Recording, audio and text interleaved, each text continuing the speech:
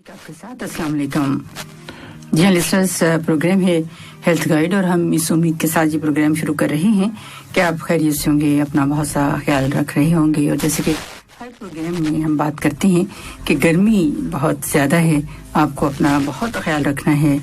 और इसके अलावा जो अब आहिस्ता आहिस्ता जो है कि थोड़े जो मास्क हैं आपको वो भी ज़रूर पहनने हैं।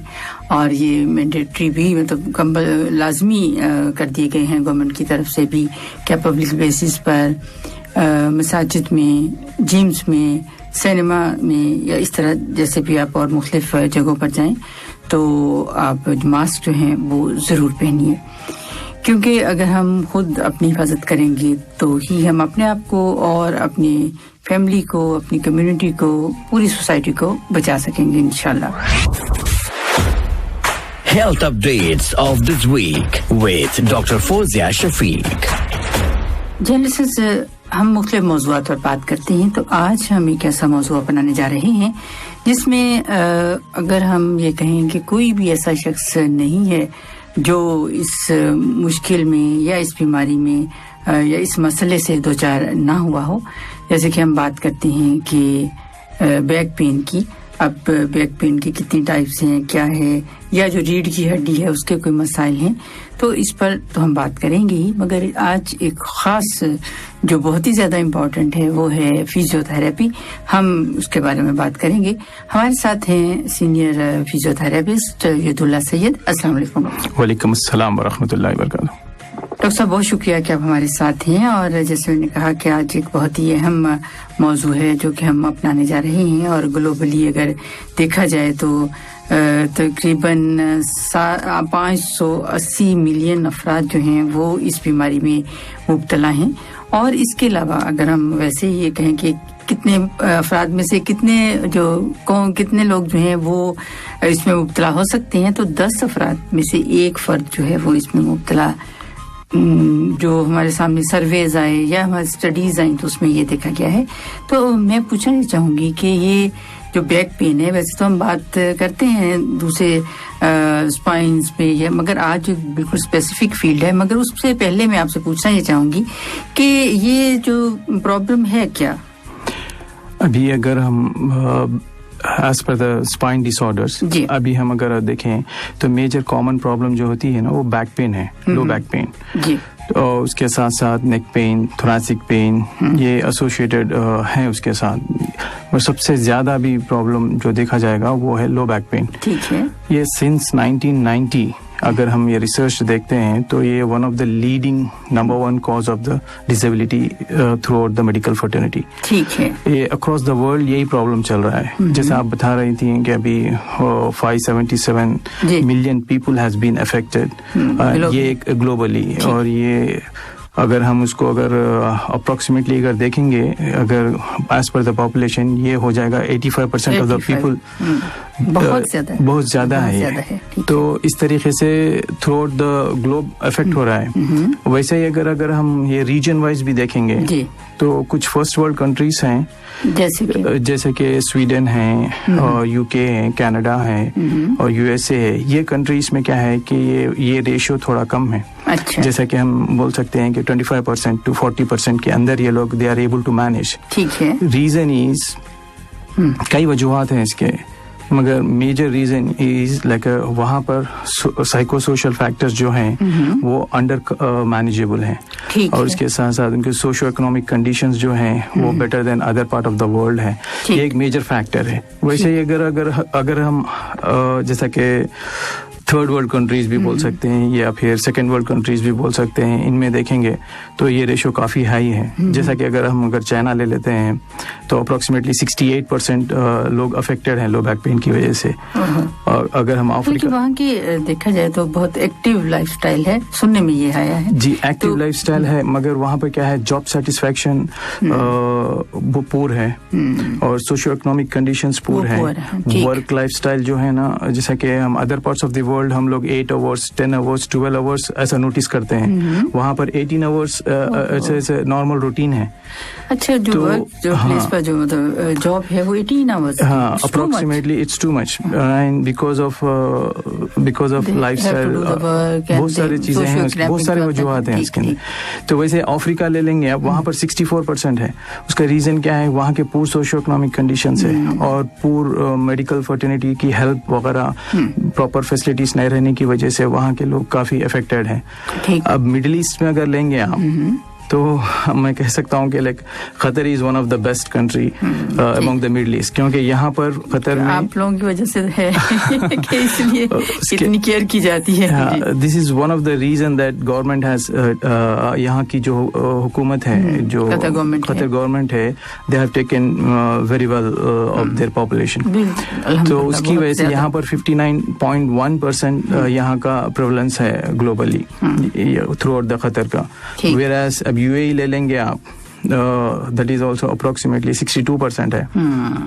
सो अदर पार्ट्स के साथ, जैसे कि हम हमारे नेबर कंट्रीज के साथ भी कंपेयर करेंगे तो we are much better than UAE, Saudi Arabia and Bahrain and Oman, these countries. ठीक यहाँ पर जो हमारा जो है बेहतर है। इसमें एक तो ये कि जो हेल्थ फैसिलिटीज हैं वो बहुत बेहतर हैं, और ये कि वो केयर, पेशेंट जो हेल्थ केयर है वो बहुत ज़्यादा इसको इम्पोर्टेंस दी जाती है, जैसे आप हैं। और उसमें बिल्कुल ये नहीं है कि किसको देना है, कौन सा एक्सपेक्ट्री है, मतलब इसमें बहुत कम ऐसा होता है कि डिफरेंशिएशन हो। हाँ, this is the beauty of Qatar actually. अगर हम यहाँ देखेंगे, यहाँ पर एक्सपैक्ट्स और लोकल्स यानी कि नेशंस, लोकल कतरीज या फिर अरब्स ऐसा देखेंगे तो देयर इज हेल्थ वाइज और हेल्थ के treatment providing wise there is no difference.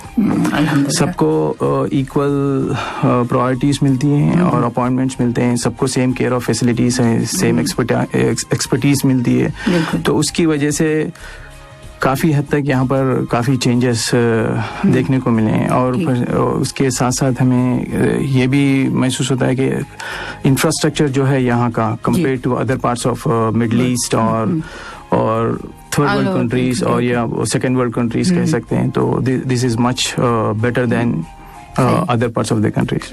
और यहाँ पे कुछ डिपार्टमेंट्स ऐसे हैं जैसे मिडिल ईस्ट में वो नंबर 1 पर है कतर में, जैसे हम कैंसर वो हॉस्पिटल लें, और इसके अलावा और भी जो बहुत सारे ट्रांसप्लांट जो हैं वो हो रहे हैं अल्हम्दुलिल्लाह। तो इसलिए जो आपने सही कहा कि इसका जो हेल्थ सिस्टम है वो अल्हम्दुलिल्लाह बहुत ज़्यादा स्ट्रॉन्ग है, और इसी वजह से फिर ये सारी प्रॉब्लम्स हैं वो फिर आहिस्ता आहिस्ता कम हो रही हैं। मगर इसमें जैसे आपने बताया हमें कि ये इसी तरह बाकी सेकंड या थर्ड वर्ल्ड की आपने बात की, चाइना की, अफ्रीका की, मगर हम अपने एशियन कंट्रीज जो कंट्रीज हैं जिसमें पाकिस्तान है, इंडिया है, नेपाल है, इनका भी पूछना चाहूंगी आपसे कि वो कितनी तादाद में जो अफराद हैं वो इसमें मुब्तला होते हैं और क्यों? ऑब्वियसली अगर मैं इंडिया की बात करूं तो India will reach around 68 to 70%। उसका वहाँ का करेक्ट डेटा अवेलेबल नहीं है, मगर ये कि रफली जो 68 to 70% वहाँ हम लोग इंडिया को ग्रेड कर सकते हैं, डिपेंड्स अपॉन हेल्थमैन एसोसिएट्स वो लोग की स्टडी के हिसाब से। So India is one of the major country in third world countries में आता है कि वो भी एक इक्विवेलेंट टू चाइना अफेक्टेड है। अच्छा, तो उसकी क्या वजह? उसके यही रीजंस हैं कि एक तो हेल्थ सेक्टर जो है वहाँ का totally they are dependent on injury model. मैं वो बताता हूँ इन डिटेल में, जैसा कि ये जो स्पाइन के जो इश्यूज होते हैं, ये इसके कॉजेस अगर हम देखेंगे तो अक्सर we will go towards the easy approach. अभी जैसा कि किसी को अगर बैक पेन हो गया है, लो बैक पेन हो गया है, इमीडिएटली दे विल, वो लोग क्या सोचते हैं कि अभी कमर में दर्द हो गया, फिजिशियन से मिले, उसके बाद फिर वो अगर वो जो भी एडवाइस कर रहे हैं they will take it to the easy level. वो जो भी है पेन किलर्स है, एनाल्जेसिक्स है, जो भी है ले लेते हैं, 1-2 दिन का रेस्ट लेते हैं, फिर they will get back to their work. ठीक है। So that will keep accumulating. और वो लोग इसको वो जब तक सीरियसली नहीं लेते जब तक उसके सिम्टम्स वर्स हो जाते हैं। So the moment it gets worse, वो लोग रियलाइज करते हैं कि this is one of the challenging condition, this has been, ऐसा कुछ प्रॉब्लम हो गया है, आगे चलकर हमारी जिंदगी का कुछ बड़ा नुकसान हो गया है. They will realise in that way. But fact ये है कि अगर इसको ग्लोबली अगर देखेंगे, अगर मेडिकल प्रोस्पेक्टिव से या फिर फिजियोथेरेपी प्रोस्पेक्टिव से इसको देखेंगे, तो मैं कहता हूँ कि जो सिस्टमिक और सीरियस जो पैथोलॉजी होती है ये बैक पेन में या नेक पेन में या थोरैसिक पेन में, ये सिर्फ 1% है. अब जैसा कि कोई कंजेनिटल कॉजेस को ले लीजिए, वो एक 1% है पैदाइशी तौर पर या फिर कोई इन्फ्लेमेटरी प्रोसेसेस या नहीं तो फिर कोई मेटाबॉलिक डिसऑर्डर्स, ये पूरा ओवरऑल में से 1% ही होता है. यानी कि जैसा कि आप बता रही थी कि जैसा कि अगर हम 10 केसेस लेते हैं, आई डोंट इवन से 10 केसेस, ऐसे 100 केसेस अगर हम लेते हैं लो बैक पेन के, तो उसमें से 1 केस ही होता है जो सिस्टमिक और सीरियस पैथोलॉजी इन्वॉल्व होता है. ठीक है. फिर और एक जो 5 to 10% जो केसेस होते हैं, वो पॉसिबली कैसे होते हैं कि वो होते हैं neurological deficit because of their lifestyle, socio-economic conditions और job style और whatever it is we can say. इसमें न्यूरोलॉजिकल डेफिसिट, वो इसका थोड़ा डिटेल में क्या है, जैसे हमारे लिसनर्स हैं वो सुनना चाहेंगे क्या है टर्म. जाहिर है हम मेडिकल टर्म्स तो हैं, मगर क्या एक्सप्लेन हम करें इन सिंपल वर्ड्स. मैं अभी वो सिंपल वर्ड्स में अगर बताएंगे तो अब हम डेली रोजमर्रा की जिंदगी में हम we will go across many things, like हम lifting, bending, going for aging process, और इसमें हम क्या करते हैं कि हम लोग उसको तवज्जो नहीं देते हैं. अभी फॉर एग्जांपल इफ मैं कुछ काम कर रहा हूँ तो I keep doing to that level that till the pain comes or till the pain get worse, I won't realize that क्या हो रहा है मेरे साथ. तो हम ले लेते हैं उसको, अपने आप को इग्नोर करते हैं और अपने लाइफस्टाइल फैक्टर्स को we don't even care. हम उसका ख्याल नहीं रखने की वजह से क्या होता है कि wear and tear process initially होता है, एक वीकर सेगमेंट्स में होता है. क्योंकि वैसे तो ये सॉरी मैं आपकी एज प्रोसेस में तो है, मगर ये है कि विदाउट एनी एज ये जो प्रोसेस है हमारी इग्नोरेंस की वजह से जल्दी स्टार्ट हो जाता है. This is right. Ageing process है तो degenerative changes, this is quite common. ये सबके साथ है, लगे हुआ है. ये the moment we cross the 20 to 25 years of age, उसके साथ वो होना ही है. मगर इसकी ये प्रोसेस को और भी फास्ट जब हो जाता है कि जब हम उसको वी डोंट रियलाइज हम क्या कर रहे हैं उसके साथ. जैसा कि हमारे पूर लाइफस्टाइल फैक्टर्स होते हैं, जैसा कि पूर पोस्चरल हैबिट्स होते हैं. तो I don't say it's like ये पोस्चर ही एक रीजन है या फिर या नहीं तो फिर लाइफस्टाइल फैक्टर ही एक रीजन है. इसके अंदर क्या है कि सब मिलाकर होता है. जैसा कि रोजमर्रा की जिंदगी है और उनका satisfaction to the level job satisfaction है, फिर उनके फाइनेंशियल एंड सोशल कंडीशंस हैं, फिर ये सब चीजें अक्यूमुलेट होकर एक फैक्टर की तरह क्रिएट होकर बैक पेन की तरह सामने आता है. तो ये 5 to 9% केसेस होते हैं या 5 to 10% केसेस होते हैं ऐसे स्ट्रक्चरल. इसको कहते हैं हम लोग इंजुरी मॉडल कहते हैं इसको. इसका रीजन क्या है कि इसके अंदर अक्सर डॉक्टर्स जो भी है ना, ये इसको MRI के थ्रू, स्कैन्स के थ्रू इसको डायग्नोस करते हैं. तो ये एक फैक्टर है. जैसा कि मैंने बताया था, सिस्टमिक और सीरियस पैथोलॉजी एक है, वो जो कि कंजेनिटल भी हो सकता है, इन्फ्लेमेटरी भी हो सकता है, और या मेटाबॉलिक डिसऑर्डर्स भी हो सकते हैं, न्यूरोप्लास्मिक डिसऑर्डर्स भी हो सकते हैं. तो उसके साथ साथ ये 5 to 10% मैकेनिकल डिसऑर्डर्स है जो कि इंजुरी मॉडल है. और एक फैक्टर होता है कि जो कि 90% केसेस ये अफेक्टेड होते हैं अक्रॉस द वर्ल्ड. ये सिर्फ 10% है. 90% है वो है हम कह सकते हैं नॉन मैकेनिकल और नॉन स्पेसिफिक लो बैक पेन भी कह सकते हैं, नॉन स्पेसिफिक स्पाइनल डिसऑर्डर भी कह सकते हैं. इसमें क्या है कि प्योरली एक स्टेज है कि वहां पर किसी को भी किसी चीज से रिलेट नहीं कर सकते हैं. ठीक है. हम उसकी ये नहीं कह सकते कि कोई खास वजह है. और वो उसकी खास वजह अगर ढूंढने भी जाएंगे तो हमें उसको रिलेट नहीं कर, क्लिनिकली उसको जस्टिफाई नहीं कर सकते. मगर उसके कुछ वजूहात हैं जो कि हम जो उसके रीजंस हैं या रिस्क फैक्टर्स हैं, अगर उसको हम अगर कंट्रोल करेंगे तो वो जो सेगमेंट है जो 90% of patients has been affected, वो उसको इसको हम लोग इजीली डील कर सकते हैं। ठीक है। अभी मेजर प्रॉब्लम जो हो रही है, नीदर फॉर इंजुरी मॉडल और ना ही वो सिस्टमिक रीजंस, क्योंकि वो जस्ट 1% और वो 10%। बट मेजर प्रॉब्लम कहाँ है अभी? यहाँ है कि 90% में है अक्रॉस द वर्ल्ड, यही प्रॉब्लम है। तो इसको करेक्ट करने के कुछ तरीके हैं, वो जैसा कि अभी मैंने बता रहा था, कुछ मिथ्स हैं कुछ। जी थोड़ा सा मैं पूछना चाहूंगी कि 90% जो है वो, उसमें हम कौन कौन से इश्यूज को लेंगे?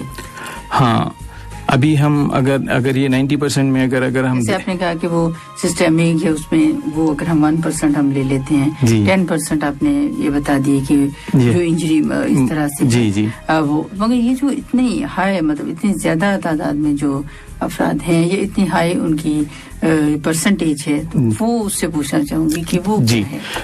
हाँ, अब ये 90% के रीजंस क्या है मैं वो बताता हूँ। जी ठीक है। इसका फर्स्ट एंड फॉरमोस्ट रीजन है कि हम हमारी जिंदगी में हम गौर करके देखें कि हर इंसान इररिस्पेक्टिव ऑफ एनी एज कभी ना कभी वो बैक पेन से सफर होते ही होते हैं। जब बैक पेन से वो लोग सफर होते हैं तो what they think is something has gone weird, अभी कुछ गड़बड़ हो गई है। तो एक किस्म का फियर अवॉइडेंस और एक किस्म का वो लोग को साइकोलॉजिकल फैक्टर जो होता है कि वो लोग सोचना स्टार्ट कर देते हैं कि something has gone wrong with my back, ऐसा मेरी कमर में कुछ खराब हो गया है। या फिर वो लोग ऑन इनिशियल स्टेज, वो इंजरी मॉडल में वो जब MRI स्कैन्स होते हैं या एक्सरेस होते हैं या PCT स्कैन्स होते हैं, तो वो लोग एक अज्यूम कर लेते हैं कि उनके फिजिशियन ने या फिर उनके रिलेटिव्स को बता देते हैं कि आपकी डिस्क बल्ज हो गई है या फिर प्रोलैप्स हो गई है, क्योंकि ये भी बहुत आम है, इसलिए मैं पूछी थी। इरिवर्सिबल है कहकर वो लोग ऐसा एक मिथ, एक डिसबिलीव या एक वहम की तरह डेवलप हो जाता है लोग। तो जब उससे रिकवर होते हैं वो लोग, तो उसके बाद वो लोग क्या करना स्टार्ट करते हैं कि वो हर चीज को हमारे बैक पेन से रिलेट करते हैं। अगर वो ऑफिस में बैठे हैं तो एरेक्ट बैठेंगे, दे आर वेरी कॉशियस। अगर कहीं लाइफस्टाइल अगर कुछ मूवमेंट में कुछ पेन आ गया, वो मूवमेंट को अवॉइड करेंगे। सो एवरीथिंग है। तो उससे क्या होगा कि वो gradually it will start building up. तो ऐसा होने के बाद उसके बाद उनके साइको सोशल जो थॉट्स हैं वो स्लोली वो from acute to chronic stage में जाते हैं। एक बार क्रॉनिक स्टेज में जाते हैं तो एक 3 to 6 months ऑफ पीरियड के बाद even though they don't have, वो उनको कोई इश्यूज नहीं होने के बावजूद भी कमर में या फिर उनके कोई कुछ भी नहीं है, फिर भी उनके बिलीफ्स के उनके थ्रू उनके दिमाग के जरिए से वो लोग उसको अज्यूम कर लेते हैं कि दिस इज बीन, महसूस करते हैं वो लोग, वो देयर पेन इज रियल। वो मगर उनको वो स्टेज पे नहीं है वो लोग, जैसा कि वो हम कहते हैं कि इंजरी मॉडल स्टेज पे नहीं है वो लोग नॉन इंजरी मॉडल स्टेज पे रहकर भी वो लोग उसको महसूस करते हैं। और उसके रीजंस क्या हैं कि काफी अदर रीजंस हैं उसके, जैसा कि अभी हम साइको सोशल फैक्टर्स कर रहे थे एंड सोशो इकोनॉमिक फैक्टर्स कर रहे थे एंड एनवायरमेंटल फैक्टर्स भी हैं इसके अंदर इन्वॉल्व।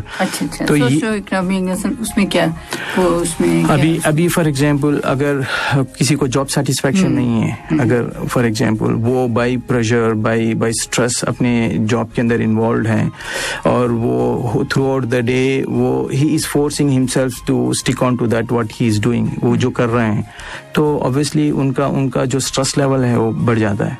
अच्छा, तो क्या स्ट्रेस लेवल से भी of course yes, this is major reason. आप सुन रहे हैं program health guide with doctor Fauzia Shafiq only on FM 107 दिल से देसी।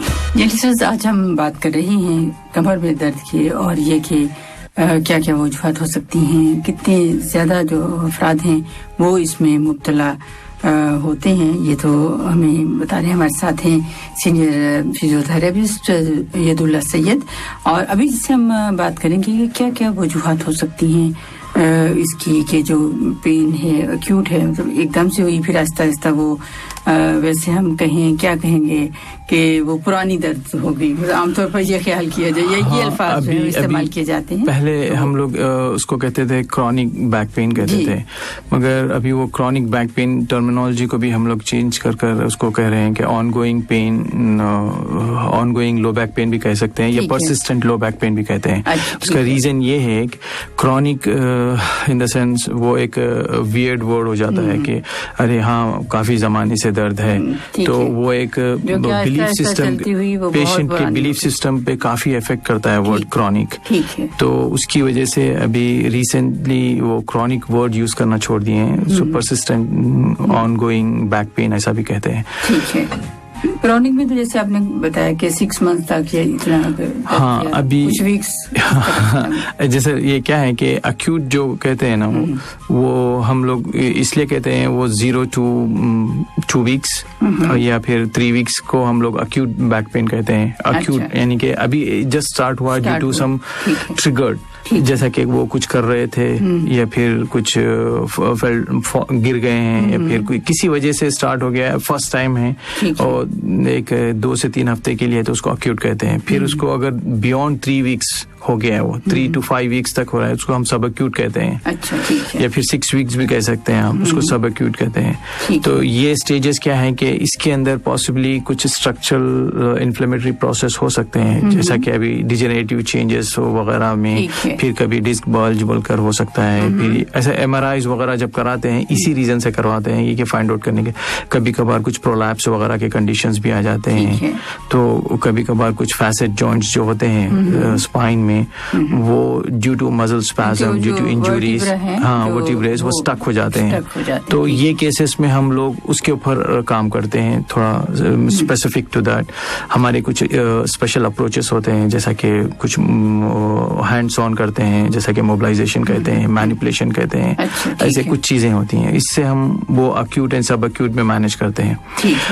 ये जब अक्यूट एंड सब अक्यूट में जब पेन रिलीफ करने के बावजूद उसके बाद किसी वजह से अगर वो पेशेंट्स के बिलीफ सिस्टम में या फिर पेशेंट्स के थॉट्स में, पेशेंट्स की डेली रूटीन की वजह से, फिर उसके लाइफस्टाइल की वजह से, या जो भी रीजन है उसकी वजह से अगर वो पेन परसिस्टेंट है beyond I can say 3 to 6 months ऐसा हो रहा है पेन, तो उसका मैनेजमेंट टोटली डिफरेंट हो जाता है। वो pain no more it's called as an specific to the injury और स्पेसिफिक टू द लोकलाइजेशन, वो हो जाता है कि नॉन स्पेसिफिक हो जाता है, क्योंकि कोई भी इंजुरी बियॉन्ड 3 to 4 वीक्स नहीं होती। उसके बाद वो बॉडी का नेचुरल हीलिंग प्रोसेस उसको रिकवर कर लेता है। उसके बावजूद भी अगर पेशेंट कंप्लेन कर रहा है तो इसका पेशेंट के थॉट्स चेंज हो गए हैं, पेशेंट का लाइफस्टाइल चेंज है, तो उसके ऊपर काम करना है। थोड़ा सा ये आपसे पूछना चाहूंगी, जैसे थॉट्स की आपने बात की जी, तो क्या वो क्या सोचता है अगर पेन है, इंजरी है, आपने कहा 3 to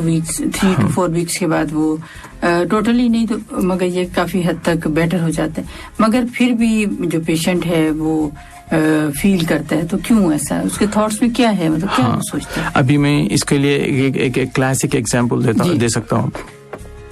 जैसे कि अब वो बचपने से या फिर वो जब से होश संभाला है, जो भी सब्जेक्ट है, जो भी पेशेंट है, वो वालदा को, वालिद को या फिर ग्रैंड मदर को या ग्रैंड फादर को, जिसको भी है, माइट बी नोटिसिंग कि वो देख रहा है कि दादा या फिर दादी या फिर वालदा या वालिद जो भी है या फिर रिलेटिव्स है, नेबर्स हैं, तो वो लोग कमर के दर्द से सफर हो रहे हैं।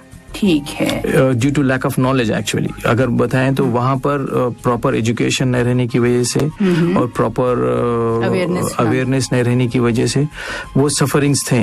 तो वो चीज वो जब एक कोई भी एक ह्यूमन जब ऑब्जर्व करता है उस चीजों को, जब व्हेन इट कम्स और जब उनके ऊपर आती हैं तो वो सब हिस्ट्री अपने आप पर रिवील कर लेते हैं। सो व्हाटएवर इज वहाँ जो कुछ भी नहीं है वो इमेजिन करना स्टार्ट कर देते हैं कि अरे मेरे साथ ये हो गया, मेरे साथ ये हो गया, और ये हो सकता है, और ये पॉसिबिलिटी है, ये ऐसा रीजंस है। जबकि back pain is one of the easiest thing to deal in terms of physiotherapy में बता रहा हूँ, बहुत आसानी से जो डील करने वाली चीज है बैक पेन है। 90% बल्कि इससे भी ज्यादा परसेंटेज आम जैसे जो पीपल मतलब आम ऐसे अफराद जो के घर में है, लेडीज हैं या कुछ हर वक्त कहीं ना कहीं बैक पेन की जो कंप्लेंट है वो सुनने को मिलती है। जी, इसीलिए मैं आप कह रहे हैं तो ये इसके अंदर क्या चाहिए, आप जैसा आप बता रही थी, अवेयरनेस चाहिए और हाउ टू मैनेज, वो उसकी एजुकेशन चाहिए।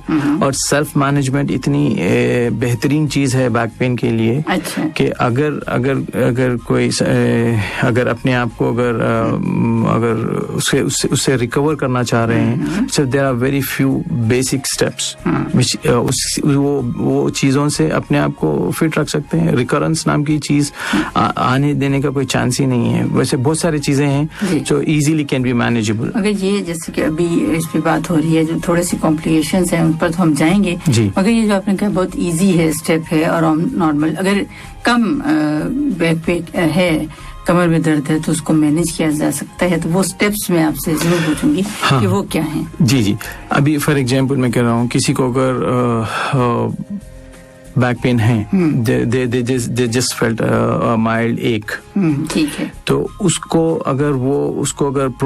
अगर हम सीरियसली लेने के बजाय उसको अगर थोड़ा ओके दिस इज कॉमन, अगर हम उसको समझें कि ये रेगुलर है, हम एक्टिविटीज कर रहे हैं, हम कुछ पोस्चरल एक्टिविटीज चेंज हुई हैं, कुछ नए एक्टिविटीज इन्वॉल्व हुए हैं, तो उसकी वजह से स्ट्रेन हो गया है, तो इसको रखते बावजूद अगर हम एक्टिवली मूव ऑन करें, सब मूवमेंट्स, वेरियस मूवमेंट्स अगर हम करना स्टार्ट कर दें, वॉकिंग है, नॉर्मल रोजमर्रा की जिंदगी में जो करते हैं वो कर अगर 2 दिन एक्टिव रखेंगे हम, पेन ऑटोमेटिकली सबसाइड हो जाएगा वो, क्योंकि एनी न्यू एक्टिविटी की। इसमें एक और मसला ये है कि जैसे बैक पेन स्टार्ट होता है किसी को, तो वो दर्द जैसे ही हो रहा होता है तो वो समझते हैं कि अब हमें हिलना नहीं है, हमें रेस्ट करना है, क्योंकि ज्यादातर यही है, मिथ भी है। हाँ, तो ये कॉन्सेप्ट है, ये सबसे बड़ा मिथ है। ऐसे कई मिथ्स हैं ऐसे कि अगर कुछ हो गया, बैक में कुछ पेन है, अगर दर्द आ रहा है, तो वो लोग नॉर्मली मानना ये होता है कि हाँ अभी मुझे पेन है, अगर if I take rest it will subside, अब ये खत्म हो जाएगा। अगर मैं अगर आमतौर पर यही, हाँ, मगर एक्चुअली फैक्ट ये नहीं है। अगर आपको बैक पेन है, जी ओके, ठीक है, अगर आप उसको फॉर एग्जांपल आप आज कुछ न्यू एक्टिविटी किए हैं आप, तो उसकी वजह से आपको बैक पेन आ गया है। ऑब्वियसली अगर रेगुलर एक्टिविटीज जो करते हैं आप वही होते रहे, नहीं होगा बैक पेन। कुछ ना कुछ न्यू एक्टिविटी इन्वॉल्व होने के रीजन से आपको बैक पेन आएगा। ठीक है, अगर वो रीजन से अगर बैक पेन आता है, तो अगर आप उसको अगर इग्नोर कर अगर आप अपनी रेगुलर लाइफस्टाइल को, रेगुलर चीजों को एक्टिव रखेंगे, तो that will subside. This is very simple. ये एक सबसे बड़ा मिथ है कि we should take rest. There is no rest in spine. जो एक्टिविटीज आपने कहा कि नॉर्मल है, तो उसमें क्या वॉक आती है, ब्रिस्क वॉक आती है, या टाइप ऑफ वॉक क्या है? मैंने सुना है, आप मुझे करेक्ट कीजिए, कि अगर हम ऐसे वॉक करें, जेंटलमैन लाइक वॉक करें, तो हमारे जो मसल्स हैं, बैक मसल्स, उन्हें वो स्ट्रॉन्ग करती है। तो इज इट ट्रू? नहीं, मैं ये नहीं कहूँगा कि बैक मसल्स एक्चुअली, जो अगर चल रहे हैं, नॉर्मल वॉक कर रहे हैं, it means your muscles are almost, आपके मसल्स पूरे ताकतवर हैं, तभी तो आप वॉक कर सक रहे हैं, उठ सक रहे हैं, बैठ सक रहे हैं, सब चीजें। हाँ, अभी क्या है कि इसमें क्या है कि कुछ चीजें ऐसी होती हैं कि बॉडी इज ऑफ लाइक, ये कह सकते हैं कि ये सब कॉम्प्लेक्स है। जैसा कि हम लोग कहते हैं कि लोअर बैक एरिया को लंबो पेल्विक हिप कॉम्प्लेक्स कहते हैं। ठीक है। सो फॉर एग्जाम्पल, अगर किसी को लोअर बैक पेन हो रहा है, अगर वो लॉन्ग एज पे, जैसे हिप्स के पास, हम लोअर बैक, हाँ लोअर बैक, हम लोअर बैक यानी कि below lower rib to the, हम कह सकते हैं कि हिप्स के एज तक, या ग्लूटियल फोल्ड्स तक, वो जो, हाँ, तो वो पूरा लोअर बैक पेन ही कहा जाता है। अगर कोई किसी को बैक पेन हो गया है, तो अगर उस दिन की एक्टिविटी पे अगर गौर करेंगे, अगर माइट बी पर्टिकुलरली अगर वो रोजमर्रा की जिंदगी में एक आधा घंटा ठहर रहे हैं, तो उस दिन हो सकता है कि वो 2 घंटे के लिए कहीं शॉपिंग गए होंगे, तो थोड़ा दर्द हो गया। ठीक है। तो इसका रीजन क्या है कि जब 2 घंटे के लिए शॉपिंग पे जाते हैं, तो उनके जो लोअर लिम्ब के जो मसल्स होते हैं, जैसा कि पीछे के मसल्स हैं, आगे के मसल्स हैं, उन दोनों का रेशो थोड़ा डिफरेंस होता है। तो अगर पीछे के मसल्स थोड़े टाइट हो गए, तो पुल पड़ेगा लंबार के ऊपर, जो लोअर बैक के ऊपर। जब पुल पड़ेगा, तो वहां के मसल थोड़ा स्प्रेन हो जाएंगे, या फिर I can say, I don't even use the word sprain, मैं कहता हूँ वो स्ट्रेन में आ जाएगा थोड़ा, तो हाँ स्ट्रेस में आ जाएगा। तो वो आने की वजह से क्या होगा कि थोड़ा बहुत मसल स्पैज़म है। तो वो क्या होगा कि अगर माइल्ड थोड़ा रेस्ट देंगे, जस्ट फॉर ए वाइल बैठे हैं, फिर थोड़ी एक्टिविटी की वजह से थोड़ा मूव ऑन करें तो ऑटोमेटिकली अब्जॉर्ब हो जाएगा। मगर हम उसको रेस्ट देने की वजह से लोअर लिम्स के जो मसल्स होते हैं वो और टाइट हो जाएंगे, because we are giving complete rest, so muscle spindles जो ऑलरेडी टाइट हो गए थे वो और भी टाइट हो जाएंगे। होकर क्या होगा कि हमारे रेस्ट की वजह से और ज्यादा पुल बढ़ जाएगा। तो वो जो बॉडी के अंदर जो वार्मनेस है वो कम होने की वजह से वो जो वीक सेगमेंट है वो वीक सेगमेंट पे और भी ज्यादा लोड पड़ेगा। ठीक है। तो हम immediately we will realise that okay मेरा पेन वर्स हो गया, इट वाज ट्रिगर्ड। तो हम उसको डिफरेंट एस्पेक्ट से देखना स्टार्ट करते हैं। But instead of that if we take it, अगर हम उसको इजी लेकर अगर हम काम करेंगे, थोड़ा बहुत एक्टिव रखेंगे, थोड़े बहुत स्ट्रेच करेंगे, थोड़े बहुत जेंटल वॉक करेंगे, तो it will get resolve on its own. ठीक। दोस्तों एक और मसला जो वो कुछ अफराद जो कहते नजर आते हैं, जैसे वो सो के उठते हैं या जरा लॉन्ग स्लीप है उनकी, तो उसके बाद भी उन्हें लोअर बैक एक हो जाता है, ऐसा क्यों है? हाँ, ये अभी जो हम जो डिस्कस कर रहे थे, जैसा कि मैंने कहा कि हैमस्ट्रिंग रेस्ट कर रहे हैं। हाँ, रेस्ट कर रहे हैं।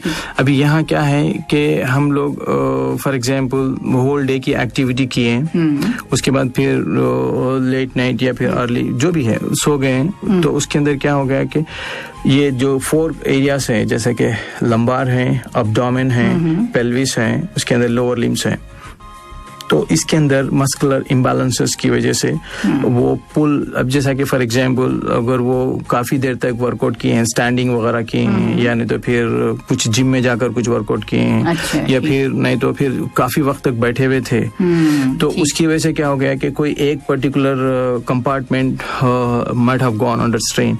तो उसकी वजह से क्या होता है कि फिर वो जब रेस्ट लेते हैं तो वो पर्टिकुलर एरिया में और भी ज़्यादा लोड इम्बैलेंसेस होते हैं, मस्कुलर इम्बैलेंसेस। ये एक मामूली चीज है जो कि हम लोग इसको फिजियोथेरेपी टर्म्स में मोटर कंट्रोल डिसफंक्शन कहते हैं।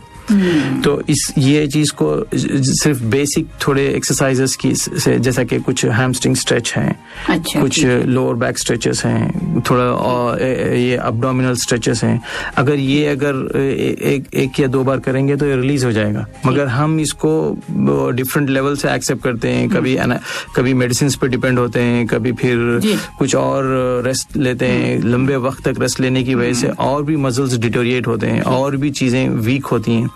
ऐसे जैसे मैं आपसे पूछा कि जैसे सोने के बाद अगर ये सारा मसला हो तो फिर उसी वक्त कोई स्ट्रेचेस जो है वो कर लेने चाहिए। हाँ, दैट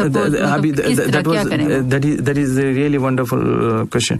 अगर कोई आराम कर रहे हैं, उनको बैक पेन हो गया है फॉर एग्जांपल, अगर दे आर फीलिंग, अगर उनको अभी कमर में दर्द महसूस हो रहा है, अगर वो थोड़ा उठकर थोड़ा बॉडी को वार्म अप करें, आगे पीछे घूमें, उसे थोड़ा 5 मिनट के लिए, फिर उसके बाद फिर थोड़ा अपने लेग्स को स्ट्रेच करें, फिर उसके बाद पेट के ऊपर लेट कर थोड़ा चेस्ट को ऊपर उठाएं, 1 से 2-4 बार अगर वो एक्सटेंशन की तरह ऊपर चेस्ट करें तो 90% उनको जब भी रिलीफ मिल जाएगा। क्योंकि वहां पर आप क्या किए, बॉडी को वार्म अप किए 5-10 मिनट के लिए, बॉडी वार्म हो गई, उसके बाद वार्म होने के बाद जो आप 6 घंटे 4 घंटे जो भी लेटने की वजह से जो स्टिफनेस जो डेवलप हो गई थी आपके बॉडी के अंदर, तो वो क्या हो गया, एक मोबिलिटी में क्रिएट हो गई। फिर उसके बाद आपने आपकी बैक को फिर से स्ट्रेच किया, फिर एक्सटेंड किया, फिर मूव किया, तो वहां पर आपकी you gain back the mobility, तो उसकी वजह से वो सॉल्व हो गया। अगर उसके बजाय अगर ये करने के बजाय, फिजिकल एक्टिविटी करने के बजाय अगर आप प्रोलॉन्ग बेड रेस्ट पे चले जाएंगे, तो क्या होता है कि स्पाइन के अंदर क्या है कि जो स्पाइनल जो जॉइंट्स होते हैं ना, वो आर्टिकुलर फैसेट्स या ज़ाइगोपोफेशियल जॉइंट्स कहते हैं, हाँ, छोटे छोटे होते हैं, मगर वो क्या है, वेट उठाने के लिए बने हुए हैं कुदरती तौर से। तो उसमें जब आप बियॉन्ड 24 आवर्स जब उसको रेस्ट पे डाल देते हैं, तो उसकी फ्लूइडिटी जो होती है, जो मोबिलिटी होती है, वो रेस्ट्रिक्ट हो जाती है, क्योंकि वो साइनोवियल जॉइंट्स हैं। अभी साइनोवियल जॉइंट्स का मैकेनिज्म कैसा होता है, उसकी फिजियोलॉजी कैसी है कि वो हम जैसा सांस ले रहे हैं ना, जब सांस लेने का हम सांस ले रहे हैं तो हम वी आर फीलिंग रिलैक्स्ड, वैसे ही उनको साइनोवियल जॉइंट्स के अंदर सांस लेने का तरीका क्या है, when you load and you release, load and release करने से वो एक किस्म से सांस ले रहे हैं, वो एक उनको उनकी वो मैकेनिज्म है। जब उसको अगर आप लोड ही नहीं डाल रहे हैं तो इसका मतलब है आप उसकी फ्लूइडिटी या यू कैन से मोबिलिटी को रेस्ट्रिक्ट कर रहे हैं आप, तो उसकी वजह से हम उल्टा उसको फायदा पहुंचाने का हम नुकसान पहुंचा रहे हैं प्रोलॉन्ग बेड रेस्ट लेकर। तो ये एक वन ऑफ द फैक्टर भी हो सकता है। सही जी लिसनर्स, बिल्कुल ये बहुत इम्पोर्टेंट जो पॉइंट था। और लास्ट टाइम जैसे हम स्पाइन पर बात करते हैं तो ये क्वेश्चन हमारे लिसनर्स की तरफ से भी था कि सो के उठते हैं और फिर ऐसा होता है। तो आज मेरा ख्याल है आप हमारे साथ हैं और आपने भी ये पॉइंट बहुत अच्छी तरह से ज़हन नशीन कर लिया होगा, क्योंकि मुझे भी इतना ज़्यादा क्लियर नहीं था तो इसलिए मैंने भी पूछा। तो बिल्कुल जैसे ये फीलिंग हो कि आप दर्द है कमर में, लोअर बैक पे आप सोए हैं 4-5 घंटे, जितना नॉर्मल सोते हैं उससे अगर ज़्यादा देर तक आपकी स्लीप है तो फिर ये मसला हो सकता है। तो फिर जैसे कहा है यदुल्ला सैयद साहब ने कि आपने क्या करना है कि सिर्फ थोड़ा सा वार्म अप और थोड़ी स्ट्रेचिंग करना है, जनरल स्ट्रेच जो भी आप जानते हैं, जैसा कि थोड़ा पीछे के जो पैर के पीछे के मसल्स के लिए थोड़ा आगे की तरफ झुक गए 1 से 2 बार, फिर उसके बाद थोड़ा दोनों पैरों को 2 तरफ घुमा लिया थोड़ा। ये आजकल ऐसी कोई स्ट्रेच नहीं है जो नॉर्मल बताना हो, कुछ भी जनरल से बॉडी को वार्म करना है। वार्म करने के बाद फिर स्पाइनल मोबिलिटी के लिए उल्टा लेटकर थोड़ा ये थोरासिक एक्सटेंशन वगैरह करेंगे तो it will resolve on its own. ठीक जी डॉक्टर, एक तो ये प्रॉब्लम हो गया, और जैसे कुछ इश्यूज होते हैं, जैसे किसी को इंजरी है और वो जो है वो स्पाइन सर्जरी की तरफ भी गया है, तो उसमें आपका क्या मैनेजमेंट होती है? क्योंकि साथ ही फिजियोथेरेपी भी स्टार्ट कर दी जाती है। जी। अभी क्या है, अगर पोस्ट सर्जरी अगर आप बात करेंगे तो डे 1 से फिजियोथेरेपी रोल स्टार्ट हो जाता है, क्योंकि वो उसके अंदर अभी कोई भी किस्म की सर्जरी है कि वो विदाउट डैमेजिंग मसल्स वो they will not reach up to the point where they need to reach. जैसा कि कोई डिस्क बल्ज है, वहाँ वो डिस्क बल्ज को हटाने का है, वो उसको वो नर्व को रिलीज करने का है, कंप्रेसिंग नर्व को, जो भी स्पेस ऑक्यूपाइंग लीजन बोलते हैं उसको, तो वो जो स्पेस कॉम्प्रोमाइज हो रही है वो लोग निकालने के लिए तो उसको वो ऑब्वियससली वो अक्रॉस द मसल्स आते हैं वो लोग, तो उसकी वजह से क्या होगा, वो एरिया पूरा वीक हो जाएगा। पहले तो स्पैज़म में आ जाएगा, फिर उसके बाद फिर रेस्ट की वजह से उसके अंदर एक किस्म से मोटर कंट्रोल इम्बैलेंसेस हो जाएंगे। फिर उसके बाद मजीद डे 1 से जब हम उसको आइसोमेट्रिक्स कहकर स्टार्ट करते हैं, फिर ग्रेजुअली हम उसको आइसोमेट्रिक्स के बाद हम फिर उसको थोड़े कॉन्सेंट्रिक एंड फिर एसेंट्रिक, फिर ऐसा कहकर आइसोकाइनेटिक एक ग्रेडेड एक्सरसाइज प्रोग्राम स्टार्ट करते हैं, कर हम वो पेशेंट को वापस फिर बैक टू नॉर्मल लेके आते हैं। अच्छा, ठीक है। मैं कहूँगा कि स्पाइन में जो सर्जरीज का जो अप्रोच है वो मेरे हिसाब से 1 to 5% होता है। जैसा कि नॉर्मली बैक पेन या नेक पेन या थोरैसिक पेन या व्हाटएवर इट इज, कौन सा भी कोई भी एरिया होने दो, ठीक है, तो उसके अंदर क्या है कि मेजॉरिटी ऑफ केसेस जैसा कि 70% और to 80% of cases conservative management with physiotherapy it will get well. उसके बाद फिर और एक 10 to 15% केसेस को स्किल्स चाहिए, फिजियोथेरेपी स्किल्स, यानी कि इस फिजियोथेरेपिस्ट में भी कन्वेंशनल अप्रोच होता है जी, स्किल्ड अप्रोच होता है, ठीक है, तो स्किल्ड अप्रोच चाहिए। और वो उसको यानी कि skilled approach in the sense special वो टाइप्स में स्पेशल अभी स्पेशल जो मेजर्स हैं वो किए जाते हैं। हाँ, अभी फॉर एग्जांपल आप लोग ने सुना होगा कि किसी को डिस्क बल्ज है, जी बिल्कुल, और ये बहुत है, हाँ, और किसी को डिसलोकेशन है, हाँ, और इसी तरह से नैरोनेस है, हाँ, ये कुछ लोग कहते हैं स्पाइनल स्टेनोसिस है और डिस्क प्रोलैप्स है, और बहुत सारे टर्म्स और टर्मिनोलॉजीज यूज करते हैं इसमें, और कई जगह कंप्रेशंस वगैरह होते हैं, कुछ लोग कहते हैं कि फैसेट ब्लॉक है, ये बहुत सारी चीजें। वो जैसे कि आमतौर पर तो ये पूरे जो आपने इश्यूज बताए हैं, इसमें इसका ट्रीटमेंट जो है वो कहीं ना कहीं ऐसे महसूस होता है कि सर्जिकल जाएगा, मगर पहले फिजियोथेरेपी की तरफ रेफर किया जाता है। अगर ये पूछना चाहूँगी, यही चाह रहा हूँ मैं भी। तो दरअसल क्या है कि ये कंडीशंस में अगर स्किल मैनुअल थेरेपी अप्रोच या स्किल फिजियोथेरेपिस्ट जो भी होते हैं वो लोग क्या करते हैं, इसको exactly segment by segment evaluate करते हैं। एवेलुएट कर कौन से सेगमेंट में कहाँ पर कौन सी नर्व ब्लॉक है, उसके हिसाब से वो एरिया को मोबिलाइज कर वो जो चीज जो वो जो बंद हो रही है या फिर वो कंप्रेस कर रही है उसको रिलीज करते हैं। अच्छा। कर कुछ न्यूरल अप्रोचेस होते हैं जैसे कि न्यूरोडायनेमिक अप्रोच कहते हैं, तो उससे क्या करते हैं कि नर्व को ग्लाइड करते हैं। स्पाइनल कॉर्ड से जो नर्व जो बाहर आ रही है, वो जो स्पाइनल नर्व रूट का जो एग्जिट फोरामेन होता है, तो वहां से उसको नर्व ग्लाइड करने से क्या होता है कि वो नीचे की तरफ हटेगी, क्योंकि स्पाइनल कॉर्ड जो है ना काफी लैक्स होता है। अगर आप देखेंगे 9 सेंटीमीटर, अगर आप जब ठहर रहे हैं आप, तो उसके बाद फिर फ्लेक्शन में आप पैरों की तरफ झुक रहे हैं, तो अप्रोक्सीमेटली 9 सेंटीमीटर तक स्ट्रेच होकर नीचे आता है। तो उसको न्यूरल जब ग्लाइड्स करते हैं तो वो न्यूरल एग्जिट फोरामेन जो होता है उससे बाहर आ जाती है। अच्छा। आने की वजह से वो टू एंड फ्रो मूवमेंट की थ्रू हम लोग क्या करते हैं, फिर उसके बाद उसको रोटेशनल मोबिलाइजेशन या फिर नहीं तो एंटीरियर पोस्टीरियर या पोस्टीरियर एंटीरियर, ऐसे काफी अप्रोचेस हैं हमारे।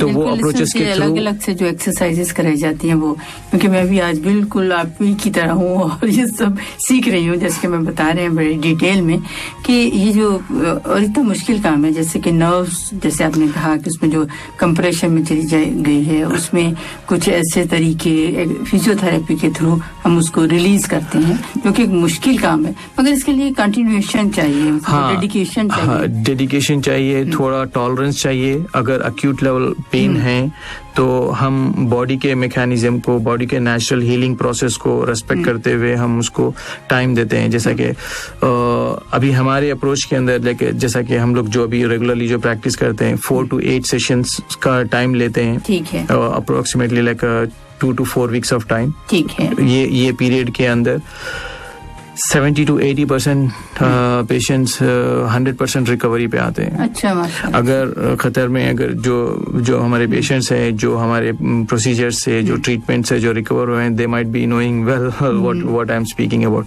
तो ऐसा ये बहुत इजी प्रोसीजर है। इसमें क्या होता है कि एडवांटेज ये है, सॉरी इसमें बस वक्त ऐसा होता है कि जो जैसे स्टार्ट की है फिजियोथेरेपी, तो उसमें कभी ऐसे हो सकता है कि जो कंडीशन है, जो कोई दर्द है, कोई जो प्रॉब्लम है, थोड़ी सी वर्सन हो जाए, मतलब ज्यादा हो जाए, तो वो कंप्लेन करते हैं कि हमारे जो जैसे फिजियोथेरेपी हमने स्टार्ट की है तो उससे ज्यादा हो गया प्रॉब्लम या दर्द जो है, तो कैसा उसके भी रीजंस बता दो। जी, वो मैं पूछना चाहूँगा। तो अभी कुछ केसेस ऐसे होते हैं कि स्पाइनल स्टेनोसिस के केसेस हैं। जी, ठीक है। तो अभी उन लोगों में क्या है कि स्पाइन एक किस्म से वो जो कंप्लीटली एक दूसरे के करीब आकर एक किस्म से फ्यूजन हो गया है, बारीक से केनाल है उसके अंदर से गुजर रही है। तो अभी ये काफी अरसे से था प्रॉब्लम ये, जैसा कि 4 साल 5 साल 6 साल या कुछ लोगों को अगर एज लोग हैं तो 10 साल 15 साल से भी प्रॉब्लम्स होते हैं। तो इनके सिम्टम्स इतने दिन से रिवील नहीं होकर कुछ ना कुछ रीजन से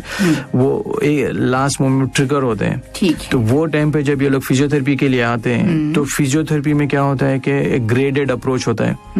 तो to create mobility in that area, ये लोग क्या करते हैं कि मोबिलाइज करते हैं उसको। जब मोबिलाइज करते हैं तो एसोसिएटेड जो मसल्स होते हैं वो वंस अगेन फिर से एक्टिव होकर स्पैज्म आ जाता है। तो वो स्पैज्म की वजह से कुछ औकात में कुछ दर्द महसूस भी हो सकता है। ठीक है।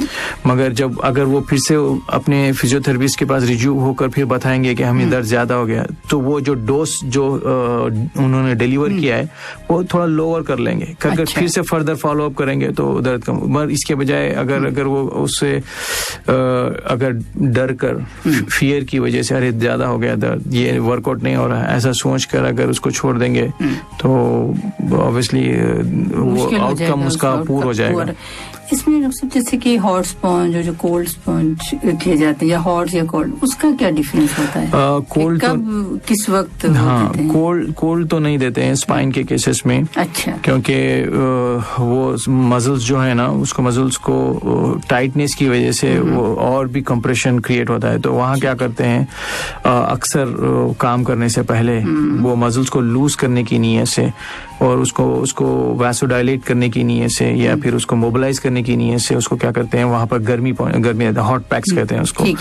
तो वो एक 5 से 10 मिनट देने से क्या होगा कि वो टिश्यूज जो हैं, जो टाइट टिश्यूज जो हैं, वो थोड़े रिलैक्स हो जाते हैं। उसकी वजह से हम फिर उसके बाद आराम से जो लेवल्स तक रीच करना है वो इजीली रीचेबल हो जाते हैं। तो वैसा हॉट पैक्स देते हैं, वो एक अप्रोच है। और एक दूसरे कई मशीन्स भी होते हैं स्पैजम्स को रिलीज करने के लिए। बेसिकली आपने सुना होगा कि ट्रांसक्यूटेनियस इलेक्ट्रिकल नर्व स्टिमुलेशन बोलकर, ये एक one of the common instrument है। और उसके साथ साथ रेज भी डॉक्टर दी जाती है। हाँ, कुछ लेजर थेरेपीज भी हैं और कुछ अल्ट्रासोनिक वेव्स भी होते हैं। तो ऐसे कुछ डिफरेंट मोडालिटीज हैं। ये क्या काम करती है, एक किस्म से काइंड ऑफ एनाल्जेसिक इफेक्ट देती हैं वो लोकलाइज्ड एरिया में, जो दर्द कम हो जाए। जैसे कि हम मेडिसिन जो टैबलेट्स यूज कर रहे हैं, इसका मैकेनिज्म कैसा है कि पेन गेट थ्योरी पे, और ये इसके अब ये इन डिटेल में जाएंगे तो इसकी फिजियोलॉजी थोड़ी डिफरेंट है। नहीं वो नहीं, अगर हम नॉर्मल जैसे पूछना चाहेंगे कि जैसे आप ये प्रोसीजर करते हैं तो उसमें जो पेशेंट है वो उसको कैसे रिलैक्सेशन जो है वो होती है, क्योंकि हमारे लिसनर्स, जब मैं खुद भी जानना चाहती हूँ कि क्यों ऐसे, क्या कोई जादू है फिजियोथेरेपी में कि वो बहुत जो है आराम भी आ जाता है, मगर बेशक लॉन्ग टर्म होता है, मगर ये कि आप उससे जो सर्जरी की तरफ रेफर किया जा रहा होता है या कुछ और तरफ तरीकों की तरफ, तो फिजियोथेरेपी हेल्पफुल होती है उसमें। हाँ, इसमें हम लोग ने कई केसेस को विटनेस किया है कि इवन दो वो जो भी स्टेज पे थे, वो कंप्रेसिव स्टेज पे थे या प्रोलैप्स पे थे, फिर या उनका जितना भी बार रिकरेंस था वो लोग का, वो केसेस को रिवर्स भी हुए हैं। तो अभी जैसा आप पूछ रही थी कि ये मशीन्स वगैरह इस्तेमाल करने से किस तरीके से इफेक्ट होता है, किस तरीके से रिलैक्स करते हैं, किस तरीके से वो लोग को आराम मिलता है। एक्चुअली वो जो मशीन जो होता है ना, वो लोकलाइज्ड एरिया में एक किस्म से क्या कहते हैं, एक टिश्यू है। ये टिश्यू यानी कि स्किन जो है, स्किन के ऊपर एक kind of abnormal sensation create होता है। अच्छा, ठीक है। अभी आपने सुना होगा कि जब किसी को मार लग गया, फिर या किसी दर्द है, तो इमीडिएटली उसका अगेंस्ट रिएक्शन होता है कि रबिंग या फिर ये उसका अगेंस्ट रिएक्शन होता है, सडनली वो लोग पकड़ लेते हैं। तो ये क्या है कि एक न्यूरॉन्स के लेवल्स होते हैं ये। तो ये जो न्यूरॉन्स हैं, ये फर्स्ट ऑर्डर न्यूरॉन कहते हैं इसको, जो टिश्यूज से वो हैं नर्व्स छोटी जो कि ये सेल्स हैं, पूरा एक सिस्टम है जो हमारे ब्रेन तक जाता है और वहाँ फिर हमें दर्द महसूस होता है। जी। ये 3 डिफरेंट लेवल ऑफ न्यूरॉन्स होते हैं, first order, second order, third. वो जब ब्रेन पे जाता है, वहाँ हमारे कॉर्टेक्स में, तो वो एरिया में रीड करता है कि हाँ क्या हो रहा है वहाँ पर, हाँ ये दर्द हो रहा है यहाँ पर। तो हम इमीडिएटली उसके ऊपर जब रब करना स्टार्ट करते हैं तो उसके अगेंस्ट दूसरा स्टार्ट हो जाता है कि इसको कहते हैं ये अफरेंट है। फिर हम दूसरा और एक तरीके से भेजते हैं कि इन्फॉर्मेशन, फिर हम उसको वो रेक्स्ड एरिया कहकर होता है, वहाँ पर हम उसको इन्फॉर्मेशन को बाईपास कर वहाँ पर हम उसको फिर से एक इन्फॉर्मेशन देते हैं कि यहाँ ये। तो ये मशीन वो काम करता है, अच्छा, पेन गेट को ब्लॉक करता है, जो दिमाग में जो हमारे जो रीड कर रहे हैं, तो ये टेम्पररी रिलीफ के लिए काम करता है। तो हम इसका एक एडवांटेज लेते हैं ये मशीन का, लेकर क्या करते हैं, जैसा कि पेन थोड़ी देर के लिए पेशेंट का पेन मॉड्यूलेट जैसा होते ही हम क्या करते हैं कि वो जो भी एरिया है, जो भी सेगमेंट्स हैं, जो भी हैं, तो हम उसको फिजिकली या फिर बाय मैकेनिकल बहुत सारे अप्रोचेस हैं, वो अप्रोच के थ्रू वो कॉज जो है उसको हटा देते हैं, हटाने की कोशिश करते हैं, ग्रेजुअली ग्रेडेड हटाते हैं। कभी कभार कुछ स्पेसिफिक स्पेशलाइज्ड हाँ कुछ हद तक, जैसे आपने कहा कि उसको जो पाथवे है उसको ब्रेक करना है या वहाँ पे आपने ये जो ट्रीटमेंट है वो करना है, तभी वो पेन जो है उसका जो पूरा साइकिल है उसको ब्रेक करना है। जी। तो वो हेल्प लेकर हम लोग उसको फिर मैन्युअली या फिर मैकेनिकली उसको वो मोबिलाइज कर फिर उसको वो जो रीजंस की वजह से जो पेन क्रिएट हो रहा है उसको हम हटाने की कोशिश करते हैं। तो ये इंजरी मॉडल्स हैं ये पूरे जो आप बात कर रही हैं। अच्छा। तो जैसा कि हम लोग अभी इससे पहले थोड़ी बात कर रहे थे, नॉन स्पेसिफिक जो चीजें हैं, जो major aspects of the population is been affected, तो उसमें भी हमारे कोई डिफरेंट अप्रोचेस होते हैं, लाइक हम बोलते हैं कि उसको कॉग्निटिव बिहेवियरल थेरेपी कहते हैं, कॉग्निटिव फंक्शनल थेरेपी कहते हैं। तो इसमें क्या है कि जी उसमें क्या होता है डॉक्टर? हाँ, इसमें फिजियोथेरेपी वो ज्यादा है साइकोलॉजिकल। हाँ, इसमें क्या है कि अभी जैसा कि हम बता रहे थे कि थॉट्स आपने कहा हाँ, वो होते हैं। अभी जैसा ये क्या है, मल्टी डायमेंशनल अप्रोच है ये एक बार पेशेंट अगर 3 महीने से ज्यादा सफर होना स्टार्ट हो गया पेन, इवन बॉडी रिकवर होते बावजूद बॉडी के अंदर कोई मूवमेंट क्या कहते हैं डिसेबिलिटी नहीं है, he is able to do everything and able to walk, but still वो ऑनगोइंग पेन चलते ही रह रहा है, तो वो उनका ब्रेन जो है ना वो फीड कर लिया है एक काइंड ऑफ न्यूरोनल लूप। अभी अब हम रोजमर्रा की जिंदगी में देखते हैं, आप सुबह उठें, वो फ्रेश हुए, काम पे जा रहे हैं, ड्राइव कर रहे हैं, फिर वापस आ रहे हैं, फिर घर आए, ये क्या है एक लूप है एक, आपको इसमें ज्यादा सोचने की जरूरत नहीं है, it's like a circle, just you keep moving on. इसको न्यूरोनल लूप कहते हैं इसको। एक्चुअली हम मोस्ट ऑफ द डे हम हमारा ब्रेन से काम नहीं लेते हैं, हम लोग ये लूप से ही काम चलाते हैं, हमारे पूरे लूप्स बने हुए होते हैं। हाँ, ऑब्वियसली बहुत सारे लोग होते हैं, सब वैसे। हाँ, जो न्यूरो सुबह उठे, ऑफिस जाना है, ऑफिस से किस टाइम पर घर है, हाँ, फिर आपकी बाय डिफॉल्ट अगर जब आप अगर जब आप इसे लूप से हटकर जब काम करेंगे, then you will start sweating. आप फॉर एग्जाम्पल कोई नई एक्टिविटी लर्न करना स्टार्ट करो, वहां पर आपके ब्रेन की जरूरत है आपको।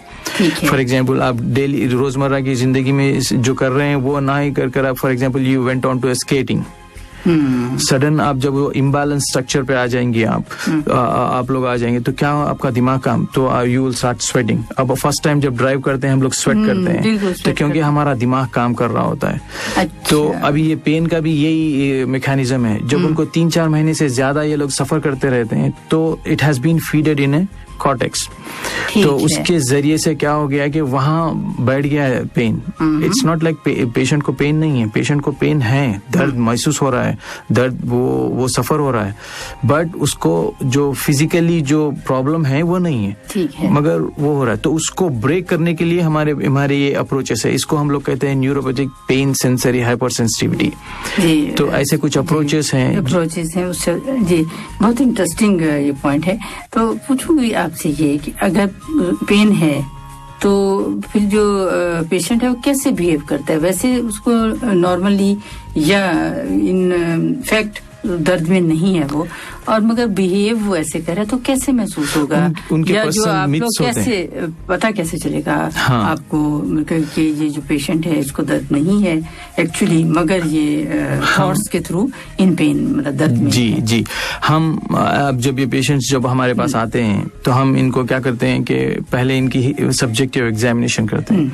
तो इसमें ये लोग बताते हैं कि हमारा पेन 6 महीने, साल, 2 साल, 5 साल, कुछ पेशेंट्स कहते हैं कि मैं 10 साल से सफर हो रहा हूँ, ठीक है, और इसकी वजह से मैंने जॉब छोड़ दी, इसकी वजह से मेरी फैमिली परेशान है। ये भी वैके का बहुत बड़ा एक तो ये लोग काफी मिथ्स होते हैं इनके, काफी बिलीव्स होते हैं इनके। अच्छा। इसमें ये मेरी जान लेकर ही छोड़ेगा और ये मुझे तबाह कर दिया है इसने। तो ऐसे नेगेटिव इनकी जो नेगेटिविटी है इनकी जबान से, इनके थॉट से। आप मेरे MRIs देखिए, आप मेरे डॉक्टर ने कहा है कि मेरा डिस्क बल्ज है और डिस्क प्रोलैप्स है, मेरे डॉक्टर ने कहा है कि मेरी नर्व्स ऐसे हैं, अभी ये होने वाला है, वो होने। ये लोग बियॉन्ड हमारे एक्सपेक्टेशन से ज्यादा ये अपनी बारे में तहकीक करे हुए होते हैं, थ्रू गूगल, थ्रू ऐसे। वो तो ठीक है, मगर आप कैसे डायग्नोज तो हम लोग इनको क्या करते हैं कि जैसा इनके ये चीजों को देखकर हम इनकी पेन स्केल को असेस करते हैं। जब इनकी पेन स्केल ये लोग नॉर्मली क्या करते हैं कि बियॉन्ड 5, बियॉन्ड 10 ऐसा बताते हैं इनकी पेन स्केल। तो इस वक्त में हम लोग हमारे कुछ असेसमेंट टूल्स होते हैं, जैसा कि अभी कहा था मैंने, लीड्स असेसमेंट कहते हैं, फिर उसके और एक कहते हैं लैंड स्केल कहते हैं, ऐसे कुछ स्केल्स हैं हमारे। ये पेन दर्द को मेजर करने के लिए। हाँ, दर्द को और उनके थॉट्स को, उनके बिलीफ्स को मेजर करने के लिए। वो भी मेजर हो जाती है। जब उनको हम ये कहते हैं कि जस्ट फिल अप दिस, अगर फॉर एग्जाम्पल लैंड स्केल है तो वो क्या होती है कि 24 क्वेश्चंस होते हैं उसके अंदर। अगर पेशेंट्स कोई बियॉन्ड 12 उस पर मार्क कर देता है तो हम वो पेशेंट्स उसको फिजिकली ट्रीट करने से ज्यादा हम इसको साइकोलॉजिकली ट्रीट करते हैं। अच्छा। हम उसके मिथ्स को जानने की कोशिश करते हैं, वो क्या सोच रहा है, फिर उसके बिलीव्स के ऊपर काम करते हैं और उसके बिलीव्स को डिसप्रूव करते हैं। फॉर एग्जाम्पल वो कह रहा है कि I can't bend, if I bend my back will go of. तो हम उसको क्या करते हैं, उसको रियलाइज होने के लिए हम उसको जो वो ट्रीटमेंट चाह रहा है वैसे उस किस्म का ट्रीटमेंट देकर उसका पेन रिलीफ करते हैं टेम्पररीली। फिर उसको हम ग्रेजुअली उस पे बिलीव करवाते हैं कि फ्लेक्शन, वो जो बेंड करने से कुछ नहीं होगा, ऐसा रिपीटेटिव करा कर उसको उसके बिलीफ को वो कर देते हैं, जैसा कि खत्म कर देते हैं। खत्म करके हम ग्रेजुअली जब उसको हमें ट्रस्ट आना स्टार्ट होता है कि आई कैन डू दिस, फिर हम उसको दूसरे लेवल्स पे ग्रेडेड प्रोग्राम्स होते हैं, ये सब चीजें ग्रेडेड होती हैं। तो एक स्टेप बाय स्टेप हम उनको वापस फिर नॉर्मल स्टेज पे लेके आते हैं। ये तो एक बड़ी स्पेसिफिक फील्ड है और यही जैसे ही फिजियोथेरेपी स्टार्ट की जाती है, बिल्कुल ऐसी कोई भी किसी स्पाइन हो, हैंड हो, लेग, कुछ भी, वो वही होता है कि शुरू में बहुत ज्यादा टफ होता है, फिर आहिस्ता आहिस्ता जो है वो उसमें वो हो जाता है। नॉर्मली भी ऐसे है, रिलैक्सेशन जो हो जाती है तो उसमें। तो ये तो एक पॉइंट जो है बहुत अच्छा आपने बता दिया, क्योंकि हम ये समझते हैं कि जैसे फिजियोथेरेपी स्टार्ट किया तो कुछ ना कुछ मसला जो है वो होता है, मगर ये कि वो आहिस्ता आहिस्ता ग्रेजुअली वो रिलैक्स होता चला जाता है। और यही फिजियोथेरेपी की कामयाबी है आई थिंक। और हर फील्ड में आप देखिए ना, कोई जैसे सर्जिकल प्रोसीजर्स होते हैं, इवन अगर कोई लंग्स का प्रोसीजर है, इवन कोई हार्ट का प्रोसीजर, कुछ भी है तो फिजियोथेरेपी जो है वो मस्ट उनके साथ। अभी देखिए आप, अभी अक्रॉस द मेडिकल फील्ड, अब पूरी मेडिकल जो फील्ड जो है ना, वो डिफरेंट एस्पेक्ट्स पे काम करते हैं। जैसा कि साइकोसोशल एस्पेक्ट्स है, जो भी साइकेट्रिस्ट हैं और ये साइकोलॉजिस्ट हैं, ये लोग काम करते हैं। अब ये बायोमेडिकल स्ट्रक्चर्स, यानी कि बॉडी के अंदर कुछ किसी भी किस्म के चेंजेस हैं, कुछ इन्फेक्शंस हैं, कुछ सर्जरीज हैं, ये बायोमेडिकल एस्पेक्ट।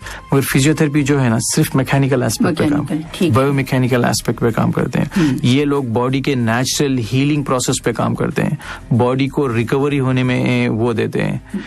तो ये जो है ना, इट्स अनहार्मफुल अप्रोच है। ठीक, चाहे कोई भी कंडीशन है, ठीक है, चाहे कितना भी सीवियर कंडीशन है, either you will get a benefit but you will not go for a harm. ठीक, ऐसा एक अप्रोच है, यूनिक अप्रोच है। यूनिक अप्रोच है। इसमें हम सर आपसे पूछेंगे ये कि एक दो पॉइंट्स में ही कि हम जो बैक है उसको प्रिवेंट कैसे कर सकते हैं। फिजियोथेरेपी तो आपने बड़ी डिटेल में बता दी कि तो हाउ टू, हम इसको कैसे बच कैसे सकते हैं इससे। मैं कहूँगा कि इसके अंदर सबसे इम्पोर्टेंट चीज है एक्टिव लाइफस्टाइल। एक्टिव, ठीक है। वेट का भी कोई मसला है? हाँ, मैं वो भी कहूँगा कि मैं वेट तो ऑप्टिमल होना चाहिए, बट आई डोंट, अभी अब 20 लोगों को पूछ के देखिए, do you have back pain, they will never say they have back pain. Okay. if they are 80 kgs or 100 kgs, तो वो क्यों? वही बता रहा हूँ मैं कि ये रीजन ये है कि बॉडी जो है ना, बैलेंस जब होती है ना, तो no issues, irrespective of whatever weight you are in.